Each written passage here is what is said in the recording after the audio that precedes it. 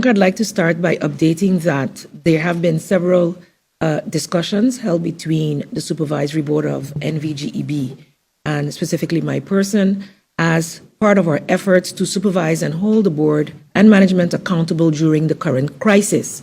As shareholder rep, the government is doing its due diligence, and that needs to be assured to the public of St. Maarten.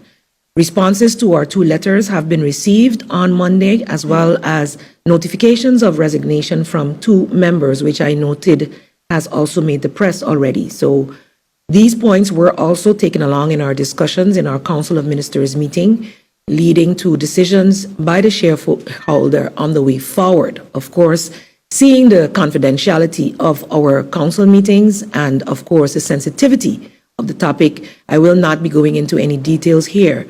Rest assured that due diligence is also being exercised to ensure that the questions posed in Parliament are being properly have been partially received last evening and are being properly vetted.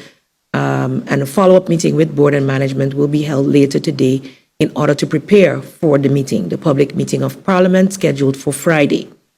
As such, I would ask the indulgence of the public as well as the media to not request any further details at this time regarding this. I will not be going into the details. Do understand that it is very sensitive information. Even some of the questions asked by Parliament are sensitive, and they are cognizant of the fact that those answers would not be able to be shared in a public setting. So that still has to be ascertained how that will be done, and that meeting is called for Friday. In the meantime, we will continue to do our due diligence, seeing the decisions that have been made thus far. I continue to encourage the people of St. Maarten, whether you have received your bill or not, to make a payment in order that you are not jeopardized.